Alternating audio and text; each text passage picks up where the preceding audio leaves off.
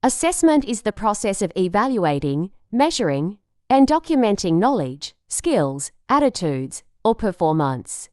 It is commonly used in education, workplaces, healthcare, and other fields to determine how well someone or something meets certain criteria or standards. In education, assessment refers to tools and methods used by educators to evaluate, measure, and document the academic readiness, learning progress, skill acquisition, or educational needs of students. Assessment refers to the process of gathering, interpreting, and using information to evaluate learners' understanding, skills, and progress.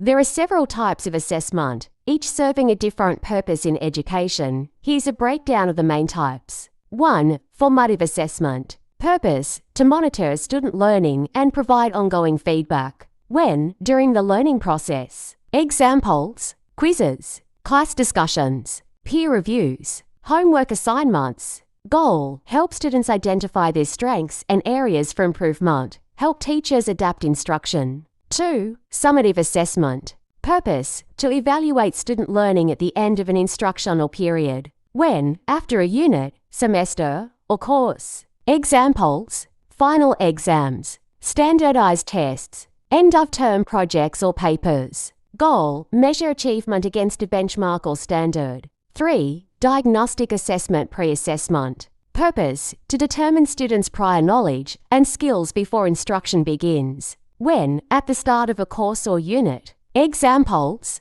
pre-tests, skills inventories, reading or math placement tests. Goal: identify learning gaps and inform instructional planning. 4. Norm-referenced assessment. Purpose: to compare a student's performance to that of a group. Examples: SAT, IQ tests. Goal: rank students and identify where they stand in comparison to others. 5. Criterion-referenced assessment. Purpose: to measure student performance against a fixed set of criteria or standards. Examples: driving tests, rubric-based project assessments. Goal: determine whether students have mastered specific learning objectives. 6. Ipsative assessment. Purpose: to compare a student's current performance with their previous performance. Examples: personal goal tracking, self-reflection journals. Goal: focus on individual growth and improvement over time. 7. Authentic assessment. Purpose: to evaluate students' abilities in real-world contexts.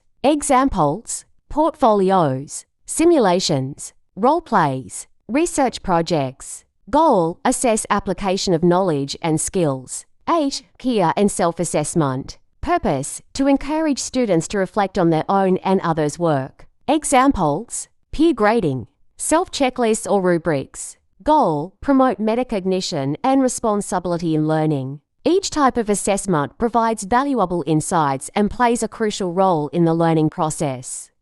Effective educators often use a mix of these types to support and measure student learning comprehensively. Assessment in the education department offers numerous advantages that contribute to effective teaching, meaningful learning, and informed decision-making. Here are the key advantages. 1. To improve student learning. Identify strengths and weaknesses in students' understanding. Guides learning by providing feedback that helps students improve. Encourages self-reflection and goal setting.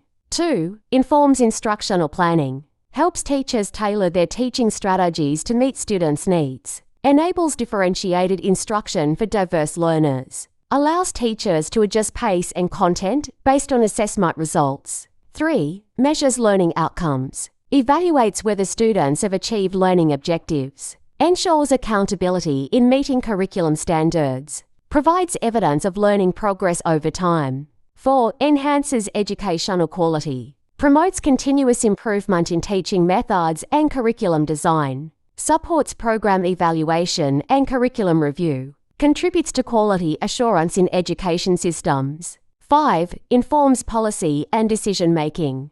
Provides data for education leaders to make informed decisions. Helps in allocating resources effectively. Supports education policy development and reform. 6. Motivates students. Encourages goal setting and persistence when assessments are constructive. Recognizes achievement, boosting confidence and motivation. Promotes a growth mindset, especially through formative assessment. 7. Engages parents and stakeholders. Offers clear insights into student performance. Enhances communication with parents about student progress. Builds trust and transparency between schools and communities. 8. Supports professional development. Helps educators reflect on their teaching practices. Identifies areas for professional growth. Encourages a data-driven culture of learning among educators. In summary, assessment is not just about testing, it's a powerful tool for enhancing teaching, supporting learners, guiding school improvement, and shaping educational policy.